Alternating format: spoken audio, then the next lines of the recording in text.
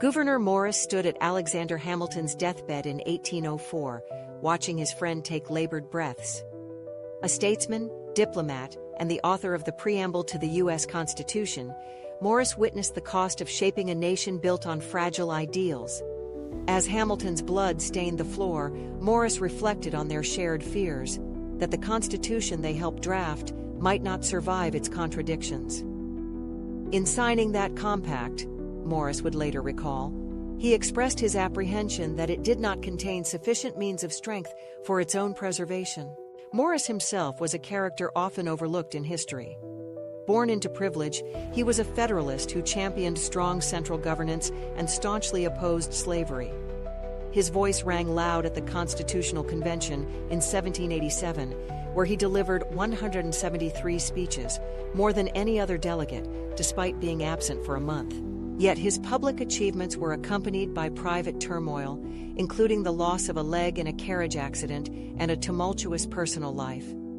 His creation of the Constitution's preamble, "We the people in order to form a more perfect union," was an enduring promise that the nation would strive for justice, peace, and liberty, even as it fell woefully short in practice.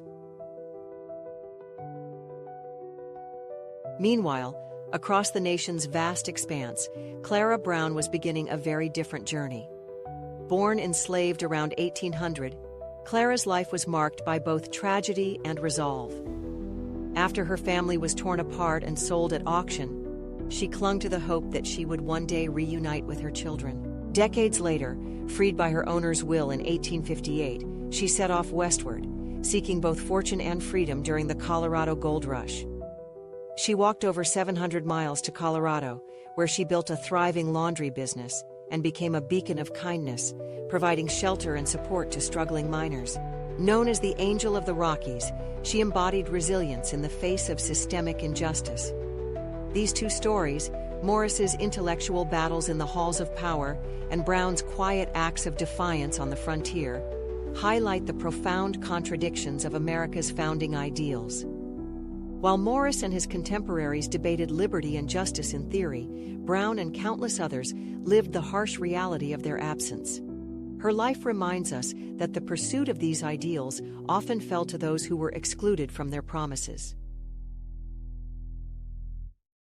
As the century unfolded, these tensions became unavoidable. The promise of the Constitution clashed with the lived realities of individuals like Brown, exposing fractures that would shape the coming decades. By the 1870s, Clara, who had once crossed the Great Plains to Colorado in search of a better life, became a benefactor for freed African Americans. She invested her earnings from her laundry business to help more than a dozen families relocate to the West, where they could begin anew. "I vowed to never stop searching," she once said of her tireless efforts to find her daughter, sold from her as a child.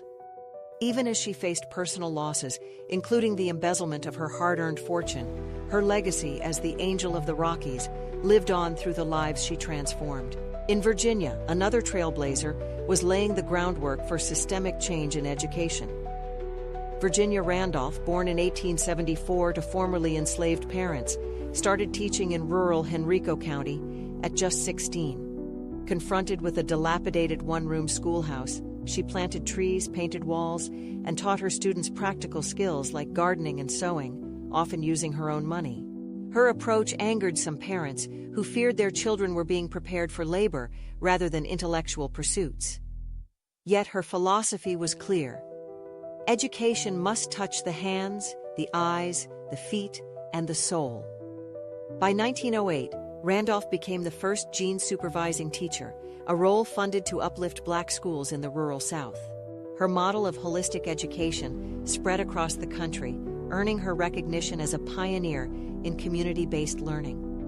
Her story illustrates how education became a battleground for equality, a space where creativity and determination could overcome systemic neglect.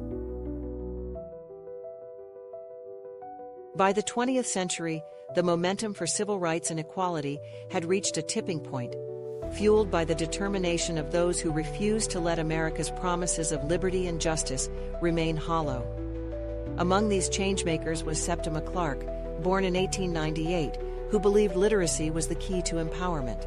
Known as the mother of the civil rights movement, she organized citizenship schools in the 1950s, teaching African Americans how to read and write so they could pass voter registration tests.